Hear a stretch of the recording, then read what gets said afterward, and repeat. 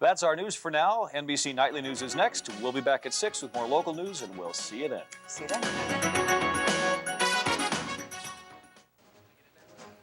A flaming and deadly end to the standoff in Waco 51 days after it began.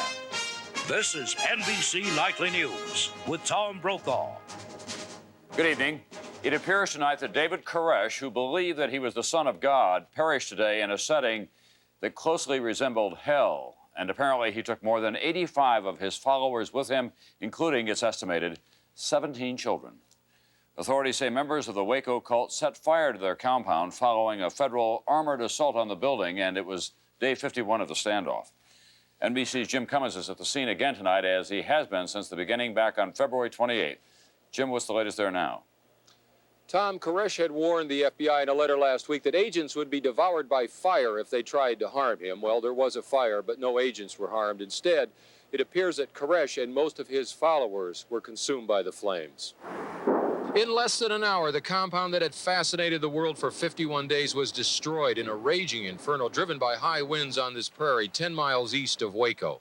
This last day of the standoff began about 6 o'clock this morning when FBI agents in armored vehicles began knocking holes in the buildings and pumping in tear gas after one of the cult members hung up on agents who had telephoned the compound and warned everyone to come out peacefully. These were the points of attack. At this point, we're not negotiating. We're saying come out.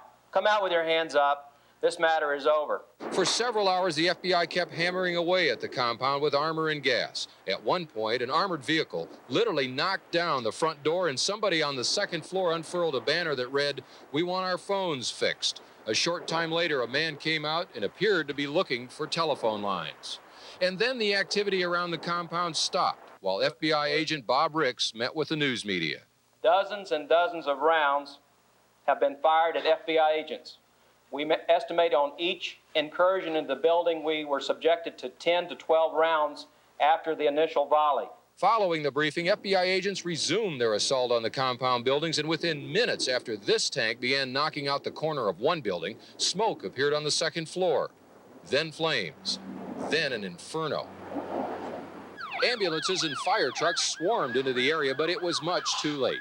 It appears that most of the women and all but one of the children were consumed by the flames. Ricks at a second briefing. We were hoping